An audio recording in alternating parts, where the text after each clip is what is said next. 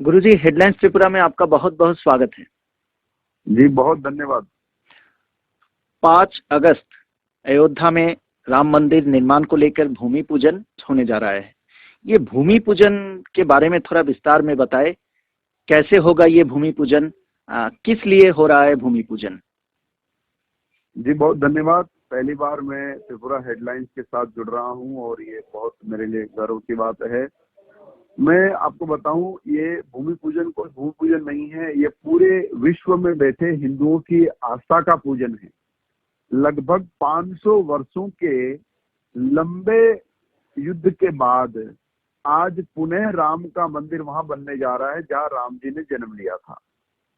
विदेशी आक्रांताओं के द्वारा मुगलिया सल्तनतों ने इस मंदिर को नष्ट नाबूद किया था और उससे तब से लेकर के ब्रिटिश काल में और ब्रिटिश काल के पहले मुगल काल में और उसके पश्चात राजनीतिक काल में राम को पग पग पर परीक्षा देनी पड़ी।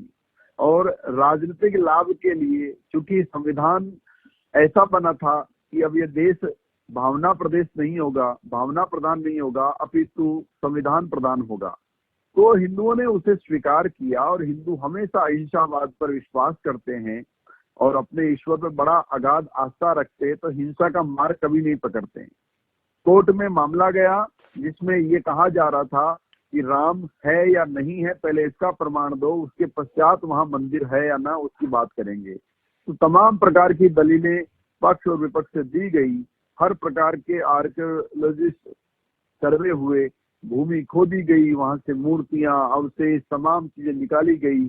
और धीरे धीरे करते करते आज जब सुप्रीम कोर्ट ने साफ कर दिया कि जी हाँ, यहाँ हजारों वर्ष पूर्व भी मंदिर था और आज भी यहाँ मंदिर ही होना चाहिए, तो ये स्पष्ट हुआ कि संयम में और धैर्य में बड़ी शक्ति होती है। आप अगर विश्वास रखते हैं अपने ऊपर में, तो निश्चित तौर पे भगवान आपकी जीत करते हैं। आज केवल न राम की जीत हुई है, अभी तो मुझे लगता है कि पूरे विश्व में हिंदुत्व की, हिंदू समाज की, सनातन की जीत हुई है, जिसके कारण आज अयोध्या पुनः राम जी के नाम से गुलजार हो रही है। देश का प्रधानमंत्री आकर के उस भूमि को प्रणाम कर रहा है। हजारों सैकड़ों संतों की सन्निधि में भगवान की नींव पूजन हो रही है, जिससे न केवल मंदिर बनेगा, अपितु उत्तर प्रदेश की किस्मत चमकेगी और पूरे विश्व के हिंदुओं का भाग्य खुलेगा कि हम गर्व से कह सकते हैं कि भारत जा रहे हैं तो केवल ताजमहल और लाल किला नहीं, अपितु हम राम मंदिर देखने जा रहे हैं। हम गर्व से कह सकते हैं दुनिया को कि जब हम भारत जाएंगे तो हम वहाँ राम जी का मंदिर देखेंगे। वही राम जो हजारों साल पहले केवल एक बात के लिए वनवास को चले गए, वही राम जिनका भाई भरत 14 वर्ष केवल इस बात को लेकर के जमीन पे सोता था कि उसका भाई जमीन पे सो रहा है, वही राम जिसकी पत्नी अग्नि परीक्षा दे करके भी पवित्र होकर के लौट के आई थी, वही राम जो अपने पुत्रों के साथ युद्ध करने के पश्चात धर्म की सत्ता जिन्होंने स्थापित की थी। तो ये तमाम विषय पहलू आज पूरी दुनिया जानेगी, राम को पढ़ेगी, तो निश्चित तौर पे हर एक घर में राम का जन्म होगा। भरत, शत्रुघ्न, लक्ष्मण जैसे भाई होंगे तो आपसी सामंजस्य, प्रेम बढ़ेगा। देखो आज रक्षाबंधन का इतना पावन त्योहार है। इस दुनिया को रिश्ते बांधना केवल सनातन परंपरा ने सिखाया है। रिश्तों में जो पवित्रता होती है वो पवित्रता दुनिया में कहीं नहीं मिल सकती, केवल सनातन संस्कृति में ही रिश्तों की पवित्रता देखी जाती है। चाहे मेरी बुआ की लड़की हो, चाहे मेरी मौसी की लड़की हो, चाहे मेरी चाचा की लड़की हो, ये मेरे लिए बहन है और उसके लिए मेरे मन में सदैव आदर का भाव रहता है।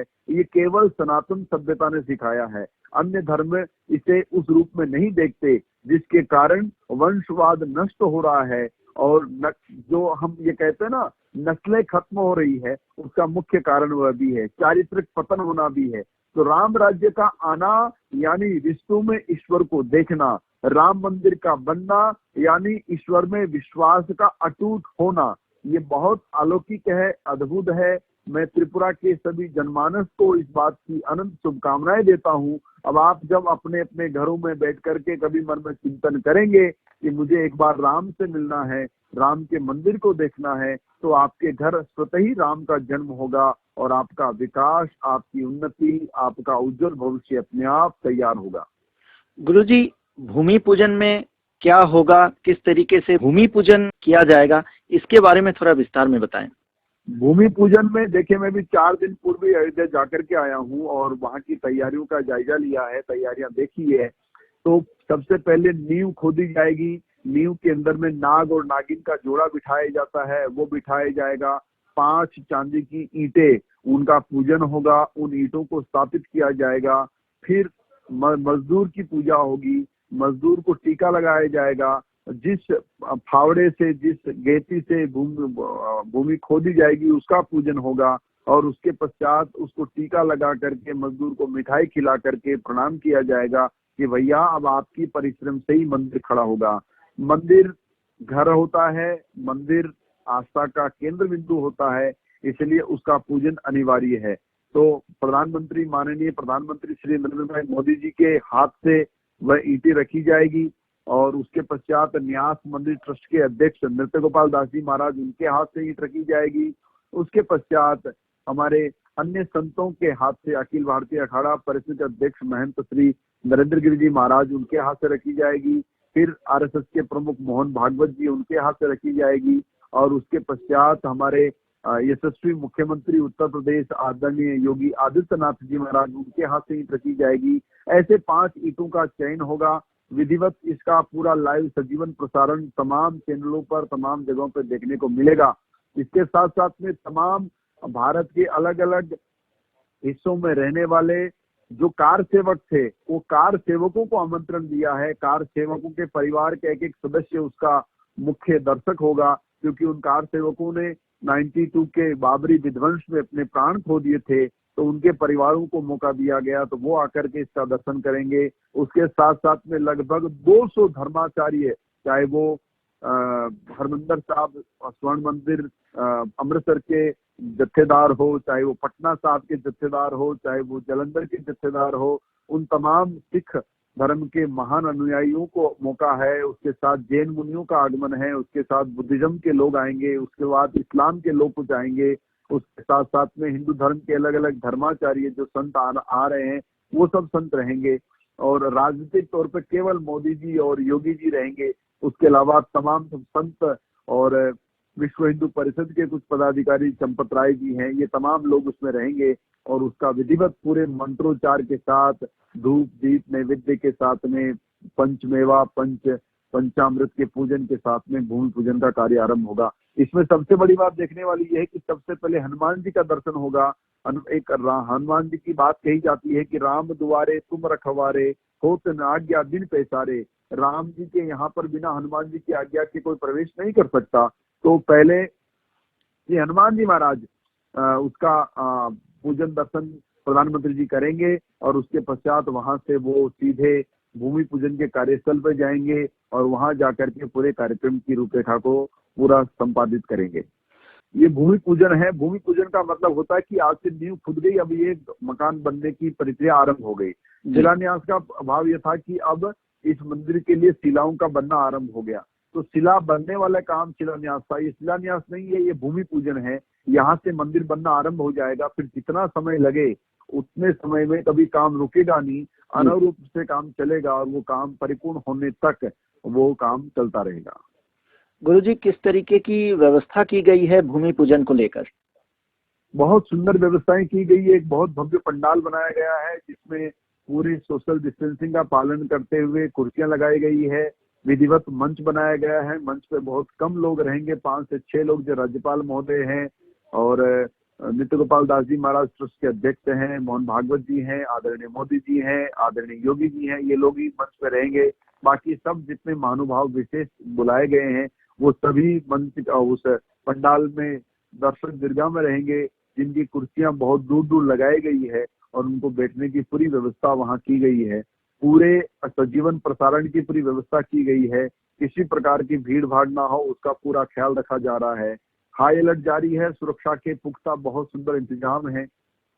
तमाम प्रकार की तैयारियां, आज अयोध्या बहुत भाव से सजी है और अयोध्या के अंदर आप देख सकते हैं घाटों से लेकर के मंदिरों तक और घरों से लेकर के बाजारों तक केवल राम ही राम की चर्चा हो रही है। मानो जैसे दिवाली लौट करके आई हो ऐसा भाव हो रहा है। और देश और दुनिया के तमाम मंदिरों में उस दिन दिवाली का उत्सव होगा, दीपोत्सव मनाया जाएगा और उस भाव से भगवान राम के भूमि पूजन को उत्साह के रूप में देखा जाएगा। गुरुजी, भूमि पूजन का कोई विशेष समय?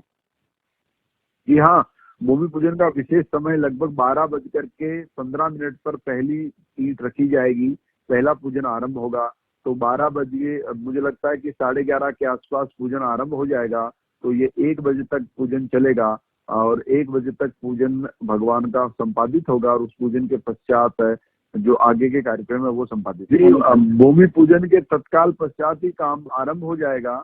उसके पश्चात काम अनुरूप रोज चलेगा, नित्य प्रतिदिन चलेगा, फिर रुकेगा नहीं। जैसे ही भूमि पूजन होगा उस दिन तो शायद आगे काम नहीं बढ़ पाएगा क्योंकि पूजन के अलावा काम नहीं होगा, लेकिन दूसरे दिन से काम आरंभ हो जाएगा तो फिर लगातार काम चलेगा। इसके लिए L&T को ये टेंडर दिया गया मंदिर बनाने का, तो उनके मजदूर, उनके कामगार जिनकी परीक्षण हो चुका है और वो लोग पूरी अपनी साजो साज के साथ तैयार हैं और उनको जैसे ही अनुमति मिलेगी वैसे ही अपना काम आरंभ कर देंगे। तो फिर लगातार उस काम को वो संपादित करेंगे। गुरुजी, हेडलाइंस त्रिपुरा से बात करने के लिए और विस्तार में बताने के लिए, जानकारी देने के लिए आपका बहुत बहुत शुक्रिया, बहुत बहुत धन्यवाद गुरुजी। मैं आपको बहुत धन्यवाद देता हूँ। हेडलाइंस त्रिपुरा के सभी दर्शकों को बहुत सारी शुभकामनाएं। ये दिवाली का उत्सव आप सभी अपने घरों में, अपने बाजारों में मनाएं। बहुत बहुत धन्यवाद गुरुजी।